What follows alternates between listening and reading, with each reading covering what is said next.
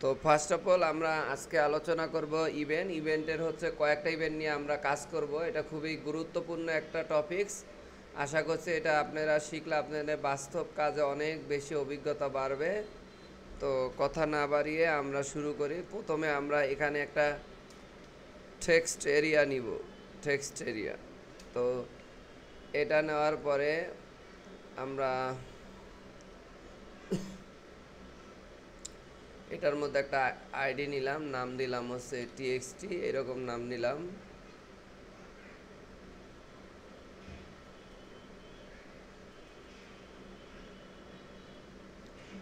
তো জাভা স্ক্রিপ্টের যে লিঙ্কটা সেটাও আমরা করে নিচ্ছি।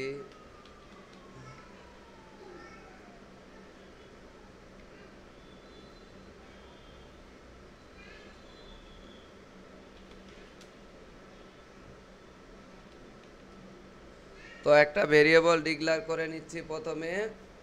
নেওয়ার পরে document dot get element by ID, এবং আইডি দিয়ে আমরা হচ্ছে এটা ধরে নিচ্ছি, ধরে নিলাম। এখন ইভেন্ট আসলে কি, অর্থাৎ ইভেন্ট হচ্ছে কোনো কিছু, মানে বলতে পারেন একটা ভিন্ন আচরণ। যেমন আমি কোথায় ক্লিক করব, কোনো জায়গায় মাউস ওভার করব, আবার কোনো জায়গায় কার্সর রাখবো, তখন যেই কাজটা ঘটবে এটাই হচ্ছে এক একটা ইভেন্ট। যেমন ক্লিক একটা ইভেন্ট, আবার মাউস ওভার একটা ইভেন্ট, আবার মাউস আউট একটা ইভেন্ট, আবার কি প্রেস একটা ইভেন্ট, আবার কি আউট একটা ইভেন্ট। তো এইরকম অনেক ধরনের ইভেন্ট আছে। তো আমরা যদি আপনাদেরকে একটু গুগল থেকে দেখাই, যে কাজ শুরু করার আগে আমরা বললাম যে জাভা স্ক্রিপ্ট ইভেন্ট। আমি কিন্তু জিজ্ঞাসা করব যে আমি কি কি বলছি, এই জন্য আমার কথার দিকে মনোযোগ রাখতে হবে, ঠিক আছে? আচ্ছা, এখানে দেখবেন এই যে ইভেন্টের ক্ষেত্রে দেওয়া আছে, যেমন অন ক্লিক, তারপর হচ্ছে এখানে এরকম আছে। তারপর আমরা যদি একটু আরেকটু যাই, কই গেল, দম গেল কোথায়,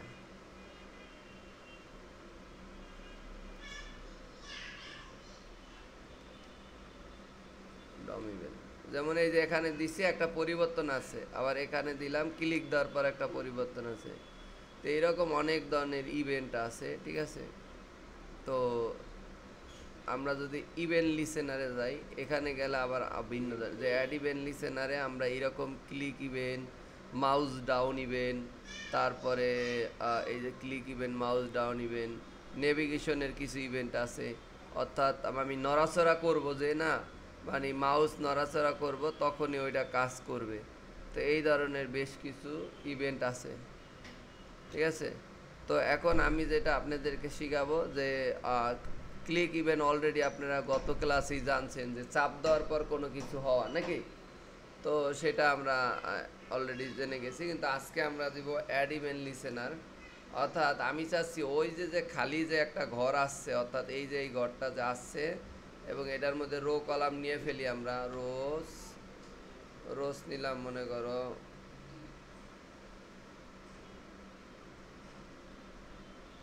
5টা, আর কলস 30টা, ঠিক আছে? এটা যদি আমরা একটু দেখি,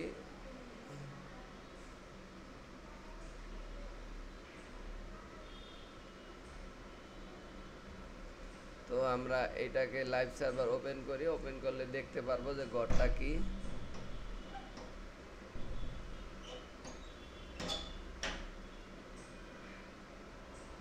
এই যে একটা ঘর চলে আসছে না ভাইয়া, এটা জুমে আছে এই জন্য এত বড় দেখতে পাইতেছ, মূলত এই যে এতটুকু।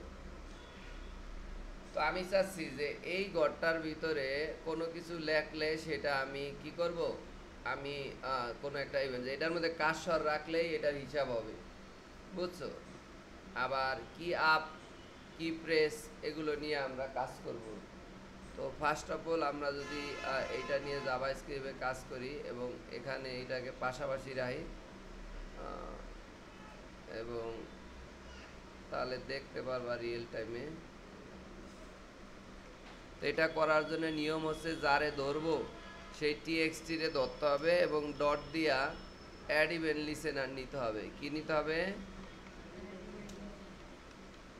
অ্যাড ইভেন্ট লিসেনার, এই যে এটা নেওয়ার পরে সেই ইভেন্টটা আমার দিতে হবে। প্রথম ইভেন্টে এই যে এরকম করে আমি কি ইভেন্ট নিব, তা আমি দিলাম কি আপ। ওই যে দাও কি আপ, কি প্রেস, কি ডাউন, তা কি আপ নিলাম। এবং তারপরে একটা অ্যানিমাস ফাংশন নিতে হবে, অর্থাৎ এটার মধ্যেই আমাদের কি নিল একটা ফাংশন। ফাংশন লিখে আমরা জানি ফাংশন এইভাবে দিয়ে যার কোনো নাম নাই, ঠিক আছে, এই যে এইভাবে এটাকে বলা হয় অ্যানিমাস ফাংশন। অর্থাৎ ওই ইভেন্টার ওইটার উপরেই কাজ করবো। অর্থাৎ এই যে এই ইভেন্টার পরে কমা দিয়া ফাংশন নিতে হবে যার কোনো নাম নাই। সাধারণত কি একটা ফাংশনের নাম থাকে না, কিন্তু এইটাই এই জায়গায় ফাংশন, এটার আর কোনো নাম নাই, বা এটা অন্য জায়গায় ইউজ করা যাবে না যেহেতু নাম নাই, ঠিক না? নাম হইলে সে অন্য জায়গায় আমি কল দিয়া ইউজ করতে পারতাম, ঠিক না? তো এই জায়গায় এটা করা যাবে না। তো এখানে আমার এই বাটনে এটার মধ্যে আমি ক্লিক করব। আমি কি চাই? আমি চাই ওই যে যেই ইয়াটা আছে, যে ডাটাটা আছে ওইটাই ভিউ হবে। একটা করে অক্ষর লিখবো, ওইটাই আমাকে দেখাবে। তো আমি যদি উইন্ডো বা অ্যালার্ট অথবা অ্যালার্ট দিয়ে আমি দেই, তো অ্যালার্ট দিয়ে দিলাম।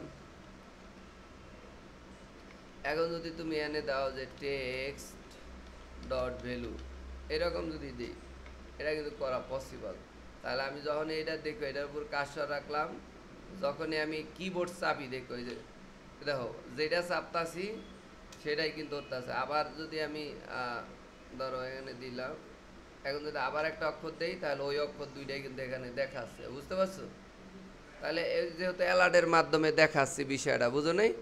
তার মানে আমরা বুঝে গেলাম যে কোনো একটা লেখা অর্থাৎ বাটনটা প্রথম চাপ দিব, কাজ করবে না। তোমাদের আসলে ওই দূর থেকে বুঝবা না, তাও আমি ধারণা দিছি কিবোর্ডে চাপ দা দইরা বইবা, এটা কাজ ছাইরা দেওয়ার পর হইব, মানে কিটা আপ হইব যখন চাপ দেওয়ার বা। আর একটা আছে হইলো কি প্রেস, যদি এখানে কি প্রেস দিতাম তাহলে চাপ দিলেই ওইটা কাজ করতো। তো এটা আমি বোঝানোর জন্য তোমাদেরকে এটা দিছি। তো এখন এইটার কি কাজ?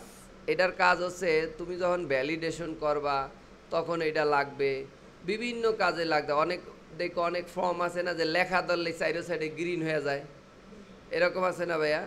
তা আমি সেটা যদি করতে চাই, দেখো যে টেক্সট, দেখো text dot style dot dot border,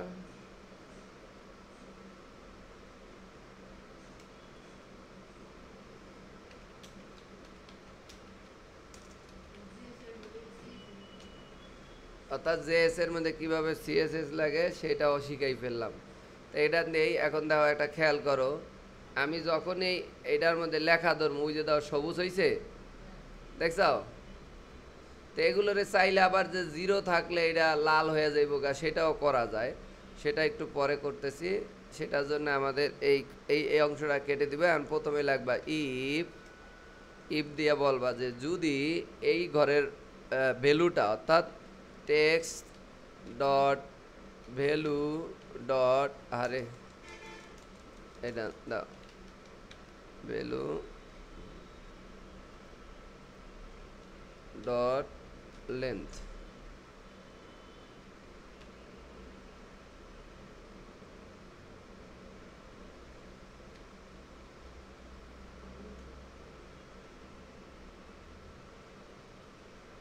এটা যদি মনে করো গ্রেটার দেন ধরো 0 হয়, মানে 0 থেকে বড় হয়, তখনই কি করবে?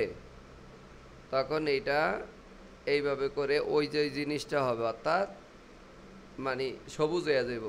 আর অন্যথায় এলস, অন্যথায় এইটা হয়ে যাবে কি, এটা থাকবে বাই ডিফল্ট থাকবে হলো লাল, তাই এখানে দিবা হলো গ্রিন, রেড, সরি রেড।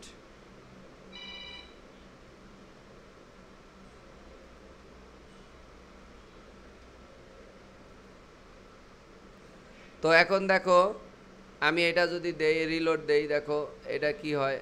এখন এখানে একটা ব্যাপার আছে, কই গেল?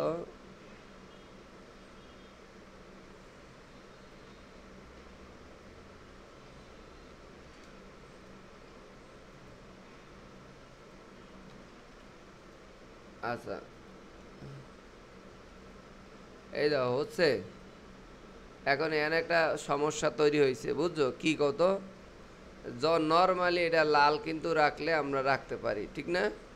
নর্মালি কিন্তু এটা লাল কালার নাই। এই জন্য ওই যেহেতু এগুলো সব ইভেন্টের মধ্যে, তাহলে চাইলে তুমি বাহিরে এরে দিয়ে দিতে পারো, বাহিরে দিয়ে দিতে পারো যে এই কথাটা, মানে এই কথাটা ওই বাহিরে রাখতে পারো, যাতে ও আবার এটা মিস্টেক না হয়। এই দেখো হয়েছে। তাহলে নর্মালি কিন্তু যখন আর এটার একটা আউটলাইন আছে, সেটাও তুমি চাইলে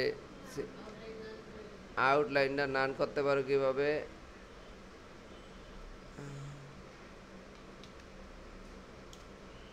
এখানে লেখা দিবা নান।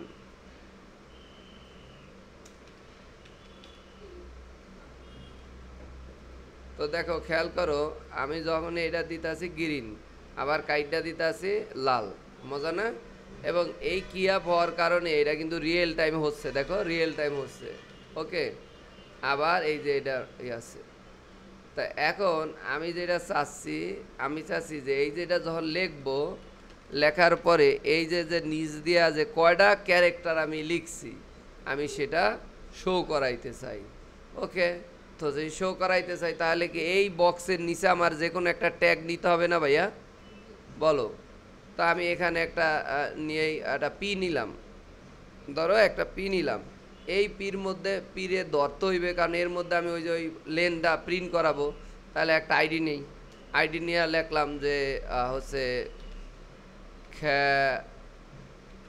এই যে খ্যার, এটা দিলাম। দেওয়ার পরে এইটাকে আমি ধইরা ফেলি এখানে, এই যে এখানে যেমন ধরা হয়েছে এরকম এইটারে ধরলাম, এর মধ্যে প্রিন্ট করাবো। তো এটা ধরলাম, এখন এর মধ্যে আমি কি করব, এই যে চেয়ারে ধরে আমি প্রিন্ট করাবো। কখন? যখন এইটা হইতে থাকবে, লিখতে থাকবে, রিয়েল টাইমে প্রিন্ট করানো হবে। অর্থাৎ যখন এটা আমাদের কার্সর রাখবে, তখন এটা কি হবে? তাই এটা চাইলে আমি যে কোনো জায়গায় ইয়া করতে পারি, ফাংশনের মধ্যে যে কোনো এক জায়গায় করলে হবে, তবে ইফ লজিকের মধ্যে করার দরকার নাই। তা আমি এখানে দিলাম হচ্ছে চার ডট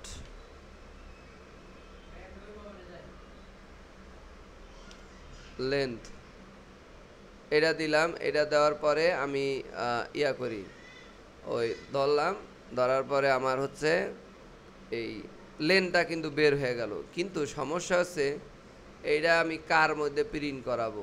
তো সেটার জন্য এই জায়গায় যাওয়ার পরে দেখো এই জায়গায় এটা কারি, সরি আমি এটা একটু পরে নেই।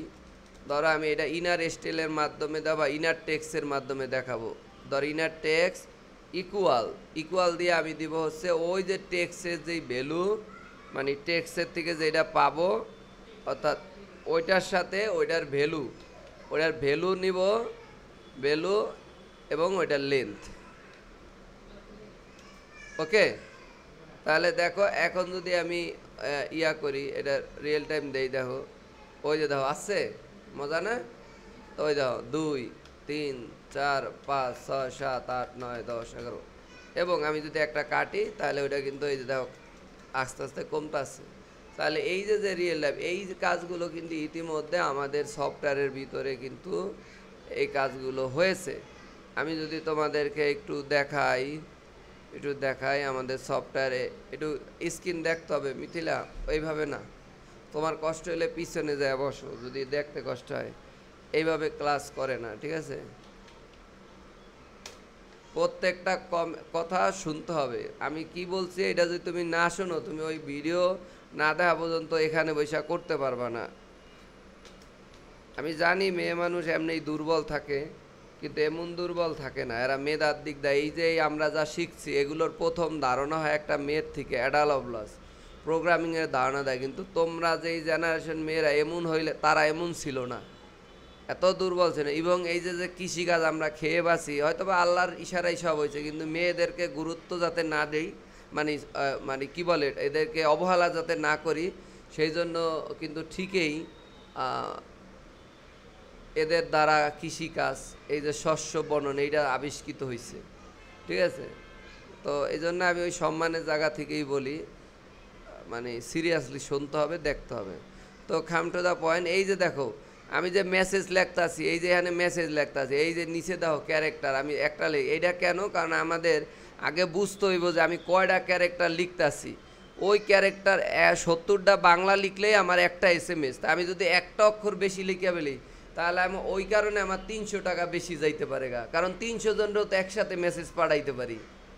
তাহলে একটা মেসেজ একটা অক্ষরের কারণে 300টা মেসেজ বেশি হয়ে যাইতেছে না? বুঝছো গুরুত্বটা কত? তো এই জন্য এই যে ধরো আমি তোমাদের যে একসাথে মেসেজ পাঠাই না, এই যে দাও আমি বুঝাই। যেমন বর্তমানে অ্যাক্টিভ যে স্টুডেন্ট পোলাবানগুলো আছে, সেটা আমি দেখি ধরো 38 জন, 39 জন। এই 39 জনে পাঠাইলাম, এখন আমি বললাম যে তোমরা সবাই ক্লাসে উপস্থিত হও। এই কথাটা বা এই বাক্যটা মনে করো 72 এই কত 70 ক্যারেক্টার, আর একটু কথা বাড়াইয়া দিছি, হয়ে গেছে 71। তাহলে 39টা, তাহলে 39 টাকা বেশি কাটবে একটা অক্ষরের লেগেই। আমার কথা ক্লিয়ার? কারণ ওই যে 39টা মেসেজ যাইবো গা, তো ওই এক অক্ষরের লেগে একটা মেসেজ কাউন্ট হইব। তো এই জন্য আমি কি করেছি, আমি এই যে এই জায়গায় যে যাতে মানুষ এই সফটওয়্যারটা নিচে যারা, তারা চাইলে এখানে লেখবে, সে দেখে নিতে পারবো যে তার কয়টা হইছে ক্যারেক্টার। আবার এই যে ইংলিশে কয়টা হইলে একটা মেসেজ, ইংলিশ হইলো 160টাতে একটা, তাই ইংলিশে লেখবে 160 হওয়া পর্যন্ত সে 1 টাকাই ধরেন কাটলো, বা 62 পয়সা, যেটাই হোক না কেন, যেই রেটে কাটবে একটা SMS এর টাকাই কাটবে। ঠিক এই কাজটাই কি এখানে হচ্ছে না ভাইয়া? বলো। এখানে এই যে ধরো তুমি লেখলাও, ধরো লেখলাও মাই নেম, ধরো এই যে এখানে কত ক্যারেক্টার লিখছি, ধরো এই যে 16 ক্যারেক্টার, তারপর একটা ডট দিলাম, একটা ইয়া হয়ে গেল, একটা বাইরে গেল, ঠিক আছে? তো অনেক সময় এমন হইলে তুমি একটা ডট বাদ্দা দিলাও, কথার কথা। তো এইভাবে কিন্তু আমরা এই কাজগুলো করতে পারি। তাহলে আজকে আমরা এই এতটুকু কোডে দেখছেন কত প্রয়োজনীয় একটা জিনিস। তা জাভা স্ক্রিপ্ট এইটা হচ্ছে ওয়েবসাইট বা অ্যাপ্লিকেশন বানানোর জন্য অনেক জরুরি এটা, ঠিক আছে? এটা ছাড়া কোনো উপায় নাই। Thank you so much.